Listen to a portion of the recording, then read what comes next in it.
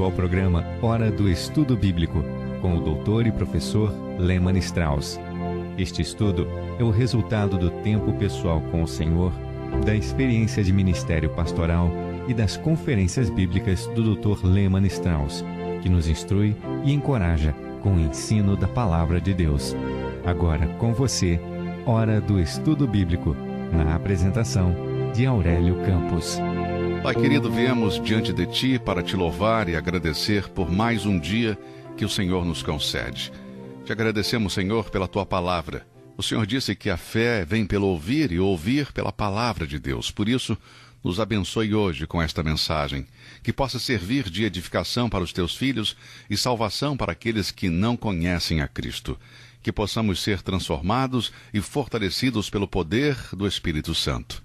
Amado Deus, cuide dos enfermos, dos idosos, daqueles que estão passando por vales difíceis em suas vidas. Supra todas as suas necessidades. Nós oramos em nome de Jesus. Amém. No programa anterior, abordamos a questão das duas naturezas do cristão. Chegamos a este ponto importante. Como essas duas naturezas trabalham? Estas duas naturezas não funcionam da mesma forma, mas sim são contrárias uma à outra. Vamos ver agora a função da velha natureza. O velho homem, não regenerado, não age da mesma forma que o novo homem, devido à incapacidade que envolve 3 pontos. Em primeiro lugar, o homem natural não tem a capacidade de conhecer e entender Deus e as coisas de Deus. 1 Coríntios 2,14 diz: Ora, o homem natural não compreende as coisas do Espírito de Deus, porque lhe parecem loucura, e não pode entendê-las, porque elas se discernem espiritualmente.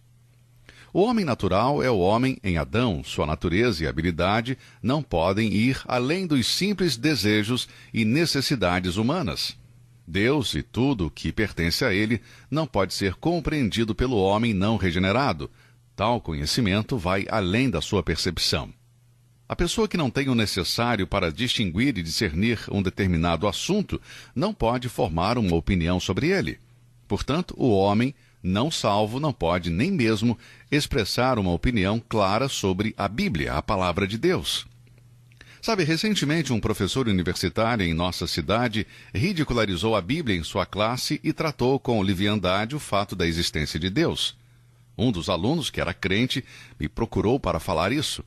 Eu disse para ele levar a sua Bíblia para a sua classe e perguntar ao professor se ele já tinha lido alguma vez, e se assim fosse, para ele mostrar onde estavam os erros, as discrepâncias e contradições. Ele fez isso, e o professor admitiu que não tinha lido a Bíblia, mas, no entanto, tentava defender a sua opinião. Este pobre homem, apesar de todo o seu conhecimento acadêmico, não poderia expressar uma opinião inteligente sobre a palavra de Deus. E por quê? Bom, porque não era salvo. Ele era um homem natural, não regenerado. E a Bíblia diz que tal homem não pode conhecer nem compreender as coisas de Deus.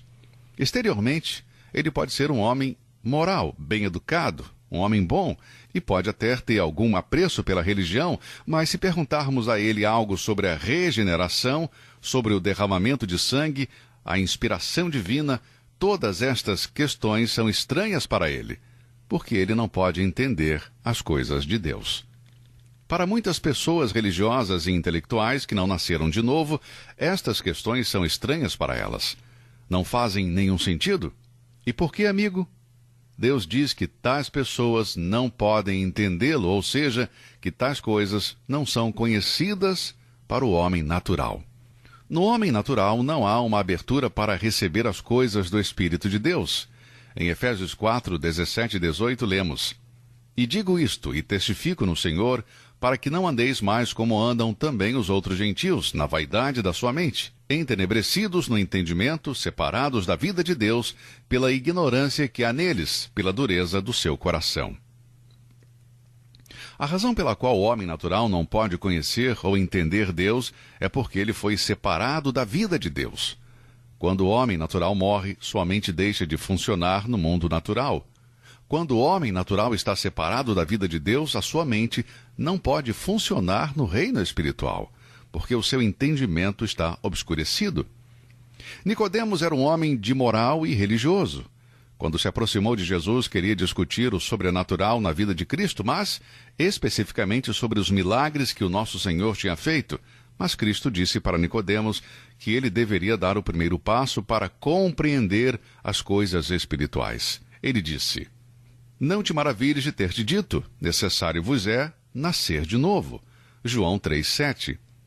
Em segundo lugar, o homem natural é incapaz de obedecer a Deus. Ele não pode sujeitar-se às leis de Deus. O apóstolo Paulo escreve sobre isto em Romanos 8,7. Porquanto a inclinação da carne é inimizade contra Deus, pois não é sujeita à lei de Deus, nem em verdade o pode ser. O homem natural, pelo próprio fato da sua natureza, está em um estado de rebelião contra Deus. Paulo testemunhou que isso era verdade em sua própria vida. Ele diz em Romanos 7, 19 e 21. "Porque não faço o bem que quero, mas o mal que não quero, esse faço. Acho então esta lei em mim, que quando quero fazer o bem, o mal está comigo." Por natureza, somos completamente incapazes de obedecer à lei de Deus. A lei de Deus é espiritual, santa, boa e justa. Portanto, Deus não pretende que este homem viva uma vida cristã, porque ele sabe que não pode. A inclinação da carne é inimizade contra Deus e as suas leis. Certo pregador disse que para o homem é perfeitamente natural desejar amar e obedecer a Deus. Esta é uma mentira de Satanás. Pode ser natural temer e obedecer a algum tipo de divindade, mas não pode existir amor racional a Deus e suas leis até recebermos a nova natureza de Deus. Quando nascemos de novo, Deus se torna nosso Pai por direito de resgate, e é desta forma que fazemos parte dele e podemos começar a obedecê-lo. Mas não pode haver nenhuma mudança até que essa experiência do novo nascimento ocorra. Porventura pode o etíope mudar a sua pele ou o leopardo as suas manchas? Então poderemos nós fazer o bem, sendo ensinados a fazer o mal. Jeremias 13, 23. Em terceiro lugar, o homem natural não é capaz de agradar a Deus. Paulo fala em Romanos 8, versículo 8. Portanto, os que estão na carne não podem agradar a Deus. Esta é uma dura verdade para os incrédulos que tentam uma e outra vez serem bons com os outros e que regularmente praticam suas crenças religiosas. Independentemente de ser rico ou pobre, sábio ou ignorante, educado ou não, religioso ou não, o homem não pode agradar a Deus. Tais pessoas podem se esforçar, viver dentro da lei e manter um alto nível de cidadania, mas não há nenhuma capacidade no homem natural em agradar o Deus Todo-Poderoso. E por quê? Porque todos os que estão na carne realizam as suas obras pelos seus próprios esforços e de sua própria maneira. Quando o homem não é nascido de Deus, não adora a Deus, portanto, Deus não se agrada de seus esforços. Se um homem procura por suas próprias obras justificar-se, ele desagrada a Deus porque Deus já proveu a justificação mediante a morte do seu filho. É um duro golpe para o homem natural que, apesar de todos os seus esforços, Deus não se agrada dele. Aqui temos uma verdade vital e essencial. A questão é, nós cremos nisto? Somente sendo salvos é que podemos agradar a Deus, e quanto mais cedo aprendermos isto, melhor para nós. Isto é crucial. O homem natural não pode conhecer, ou obedecer, ou agradar a Deus. Muito bem, vimos então 3 coisas que a velha natureza é incapaz de fazer. Vamos agora olhar para algumas das suas atitudes e ações. Primeiro, vamos ver sobre a condição do coração do homem natural. No capítulo 17, versículo 9, Jeremias escreveu: "Enganoso é o coração mais do que todas as coisas, e perverso, quem o conhecerá?" Aqui o coração refere-se à velha natureza. O coração caído de Adão passou para sua descendência. As profundezas do coração do homem natural são conhecidas por Deus, pois somente Ele pode conhecer os seus segredos e suas motivações. O Cristo ressuscitado disse: "Eu sou aquele que sonda os rins e os corações, e darei a cada um de vós segundo as vossas obras." Apocalipse 2, versículo 23. Se um homem honesto não concorda com esta descrição do coração natural do homem, isto somente pode provar que a afirmação do profeta Jeremias está certa. O coração é enganoso. O coração não é confiável porque é desesperadamente corrupto e está mortalmente doente. Não existe nenhum remédio humano que possa ajudá-lo. No capítulo 44, versículo 20, Isaías escreveu: "O seu coração enganoso o desviou." Alguns pregadores falam sobre a mudança do coração. O coração da velha natureza jamais pode ser mudado. Outros falam sobre melhorar o coração, mas o coração não pode melhorar porque ele está mortalmente doente. Depois há outros que apelam aos pecadores a darem seus corações a Cristo. Eu não gosto muito dessa expressão. Agora, exatamente o que Deus faria com um coração enganoso e mortalmente doente? Observe a descrição de Nosso Senhor sobre a função e o fruto do coração do homem natural. Lemos em Mateus 15:19 o seguinte: "Porque do coração procedem os maus pensamentos, mortes, adultérios, fornicação, furtos, falsos testemunhos e blasfêmias." Será que Deus quer um coração como este? Deus nunca pede para o pecador dar o seu coração a Jesus. Esta descrição que o Senhor fez sobre o coração humano é precisa e verdadeira desde a queda do homem. Se voltarmos aos tempos de Noé, no início da história da humanidade, nós lemos: "E viu o Senhor que a maldade do homem se multiplicara sobre a terra, e que toda a imaginação dos pensamentos de seu coração era só má continuamente." Gênesis 6, versículo 5. O caráter do coração do homem não mudou, mas sim piorou. E como foi nos dias de Noé, assim será também a vinda do Filho do Homem. Lemos em Mateus 24:37. O coração do homem é como uma fábrica, é o lugar onde os seus pensamentos são processados, e como é continuamente mau, seu trabalho vai dar frutos do mesmo tipo. Santo Agostinho disse que sem a graça de Deus e o poder do Espírito Santo, o coração do homem não pode fazer uma outra coisa além de pecar. Alguns estudiosos da atualidade não concordam com isto e dizem que as pessoas mudaram para melhor após o dilúvio. Mas Deus disse depois do dilúvio em Gênesis 8:21, "Pois o seu coração é inteiramente inclinado para o mal desde a infância." O homem não pode se comportar de forma diferente do que realmente ele é, nem nunca poderá. A sua condição é permanente, sem mudança. O nosso Senhor disse: "O que é nascido da carne é carne." A carne é exatamente o que permanece. Recentemente, um prisioneiro foi libertado pelo testemunho de outros dizendo que, durante o seu tempo na prisão, o seu coração havia mudado. Agora, isso não é um sinal para libertar um prisioneiro. Talvez ele nunca mais cometa o crime novamente, mas posso dizer que não vai levar muito tempo para ele fazer algo errado novamente. E por quê? Porque ele não teve uma mudança de coração. Se algo o impede de repetir um pecado em particular, certamente vai expressar seus desejos e inclinações naturais de outras maneiras. E por quê? Porque o coração do homem natural não está sujeito à lei de Deus. Romanos 8:7 diz: "Porquanto a inclinação da carne é inimizade contra Deus, pois não é sujeita à lei de Deus, nem em verdade o pode ser." O homem natural não é culpado por esta falta de capacidade. Mas a Bíblia estabelece claramente o fato de suas limitações. Devido a essas limitações é que suas atitudes e ações são o que são. Bom, em segundo lugar, a função do coração do homem natural é vista em sua atitude para com o sangue de Cristo que foi derramado no Calvário. Observe os seguintes versículos em 1 Coríntios 1, 18 e 23. "Porque a palavra da cruz é loucura para os que perecem, mas para nós que somos salvos é o poder de Deus. Mas nós pregamos a Cristo crucificado, que é escândalo para os judeus e loucura para os gregos." Não é simplesmente o fato histórico da morte de Cristo que vemos aqui. O fato de sua morte, e até mesmo alguma influência moral resultante de sua morte, estão dentro do grau de capacidade de compreensão do homem natural. Eu já li sermões brilhantes sobre a cruz, em que foram estabelecidos princípios morais pregados pelo homem natural e apreciados por um homem natural. Mas estas declarações de Paulo em 1 Coríntios 1, 18 e 23, ele tem em mente o desenvolvimento divino da redenção dos pecadores através da graça.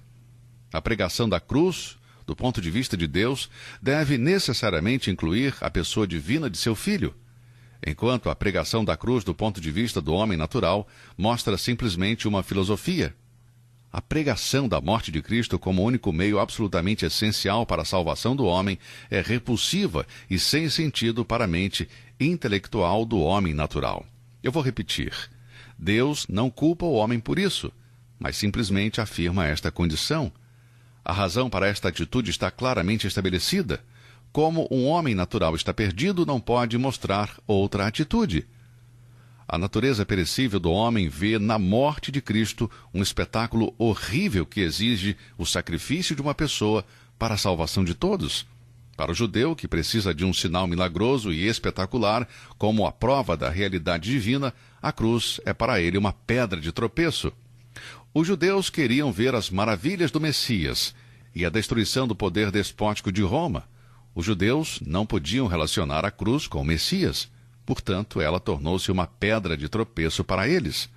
Para os gregos, que eram cheios de questões filosóficas e buscavam a sabedoria, a cruz era um absurdo. O caminho para Deus não é por meio de uma ostentação religiosa ou uma cultura intelectual. O coração do homem natural, quando ouve sobre a morte de Cristo na cruz, a considera uma ideia sem sentido e sem valor. As ideias do homem natural em termos de religião não são as mesmas de Deus, e não pode ser de outra forma, pela simples razão de que ele é um homem natural. Observe bem estas palavras. Para os que se perdem está encoberto. Não está encoberto para aqueles que já morreram, perdidos na eternidade, mas está encoberto para os que estão perdidos agora.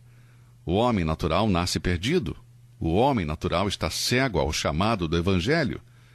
Peça-lhe para explicar um fundamento doutrinal, como o significado da cruz, e você vai obter uma espécie de novo movimento, um novo tipo de modernismo. E por causa dessas limitações do homem natural, ele não pode fazer nada além disso. Pode tecer ideias sobre as suas doutrinas, mas estas são doutrinas de demônios. Ele pode levá-lo para as profundezas, mas estas são profundezas de Satanás. Ele não é necessariamente um apóstata ou um falso mestre, porque nem todos os falsos ensinamentos vêm de falsos mestres. Ele pode ser sincero em suas crenças, pode ser sincero em suas pregações, pois não nasceu de novo. E se não nasceu de novo pelo Espírito Santo, é pela própria natureza um cego diante do Evangelho de Cristo. Se um homem não pode ver o sol em um dia claro, é porque este homem é cego. E assim Paulo diz que se o evangelho apresentado para o homem não pode ser visto, é porque este homem está perdido. Seu estado natural fará com que ele insista em que não pode vê-lo, apesar do fato de que foi colocado bem diante dele. Essa cegueira pode ser causada pelo poder de Satanás ou por rejeitar a Cristo depois do Espírito Santo ter lhe iluminado. A rejeição do evangelho é uma clara evidência da depravação moral, assim como a falta de capacidade de ver a luz do sol em plena luz do dia é uma clara evidência de cegueira. Mais uma vez repito que isso não é culpa do homem natural, mas uma afirmação de sua condição. Qual é a função da nova natureza? Assim como existe incapacidade na velha natureza, isto é, certas coisas que a velha natureza não pode fazer, da mesma forma isso acontece com a nova natureza. A velha natureza não pode fazer certas coisas porque é corrupta. Há algumas coisas que a nova natureza não pode fazer porque é perfeita e santa. Em primeiro lugar, a nova natureza é incapaz de cometer pecado. 1 João 3,9 diz: qualquer que é nascido de Deus não comete pecado, porque a sua semente permanece nele, e não pode pecar, porque é nascido de Deus. Também lemos em 1 João 5,18: sabemos que todo aquele que é nascido de Deus não peca, mas o que de Deus é gerado conserva-se a si mesmo, e o maligno não lhe toca. A natureza divina no cristão é igual à que está em Cristo. Tendo sido concebido pelo Espírito Santo, Cristo teve um pai humano, pois era nascido de Deus, ele não poderia pecar. Não é suficiente dizer que Cristo não pecou, mas sim que ele não podia pecar. A natureza de Deus odeia o pecado. Você não pode fazer a natureza divina pecar, da mesma forma que não pode impedir a velha natureza de pecar. A natureza divina é comunicada com os pecadores que creem, e por causa desta nova natureza, no crente, ele não pode pecar. Nenhum membro do corpo humano, onde habita a nova natureza, pode pecar. Mas sempre que qualquer parte do seu corpo está envolvida em pecado, certamente é porque a velha natureza tem dominado. Em 1 João 3,9 lemos: qualquer que é nascido de Deus não comete pecado, porque a sua semente permanece nele, e não pode pecar, porque é nascido de Deus. A semente é a vida divinamente concedida por Deus ao crente, e esta vida é incapaz de pecar. Alguns professores da Bíblia nos ensinam que esta passagem não se refere ao fato de não cometer pecado, mas permanecer no pecado, continuar pecando. Sabe, eu não concordo com isso, amigo. O texto significa exatamente o que diz, que a nova natureza nascida de Deus não peca. Observe a frase, é incapaz de pecar. É um caso de impossibilidade moral. Este texto não ensina a doutrina da perfeição sem pecado, ou seja, que é possível um cristão viver sem pecado. Nem ensina que quando um crente peca, ele o faz involuntariamente. A única diferença que existe está entre as duas naturezas. E o apóstolo João nos diz que a nova natureza não pode pecar. Observe novamente as palavras novo homem. As Escrituras ensinam que um novo homem é criado em justiça e santidade.